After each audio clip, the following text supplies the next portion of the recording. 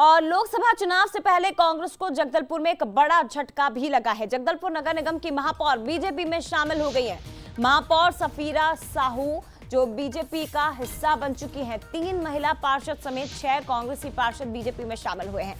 बड़ी खबर है, पूर्व युवा आयोग सदस्य अजय सिंह ने बीजेपी की सदस्यता ले ली। 1000 जोगी पार्टी समर्थक भी अब बीजेपी में शामिल हो गए हैं। तो केवल कांग्रेस को ही झटके नहीं लग रहे, बल्कि जोगी को पार्टी को भी लगातार झटके लग रहे हैं। जेसीसीजे को भी झटकों पे झटके लग रहे हैं और 1000 समर्थक जब बीजेपी का हिस्सा बन गए हैं। हमारे साथ इस वक्त संवाददाता रजत वाजपेयी जगदलपुर से फोनलाइन पर जुड़ गए हैं। रजत, एक पार्टी जिसका परिवार लगातार बढ़ता जा रहा है, मोदी का परिवार लगातार बढ़ता जा रहा है, और दूसरी तरफ कुछ परिवार ऐसे हैं जो खाली होते जा रहे हैं, और उसमें अकेली कांग्रेस नहीं है बल्कि जेसीसीजे भी शामिल हो गई है। लेकिन महापौर का आना, पार्षदों का आना बीजेपी के लिए कितना फायदेमंद बस्तर में, जगदलपुर में हो सकता है? देखिए जया जी, जगदलपुर की अगर बात करें तो जगदलपुर की नगर सरकार भाजपा के पास नहीं थी। दिसंबर 2019 में अप्रत्यक्ष प्रणाली से महापौर के लिए मतदान के जरिए सफीरा साहू का चुनाव किया गया था। तब से वे प्रथम महिला होने का दायित्व निभा रही थी।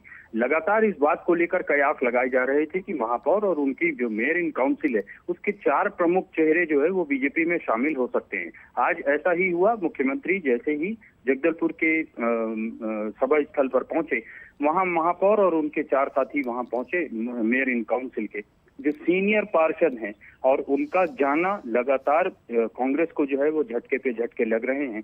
इसे भी एक बड़े झटके के रूप में देखा जा रहा है। और महापौर ने ऑफ द रिकॉर्ड ये बात कही है कि 5 सालों में कांग्रेस की गवर्नमेंट रहते हुए कोई खास विकास के काम नहीं हो पाए, जिसे लेकर उनके मन में छटपटाहट थी और वे ये नहीं चाहती थी कि उनका कार्यकाल जो है वो इस तरीके का बीते।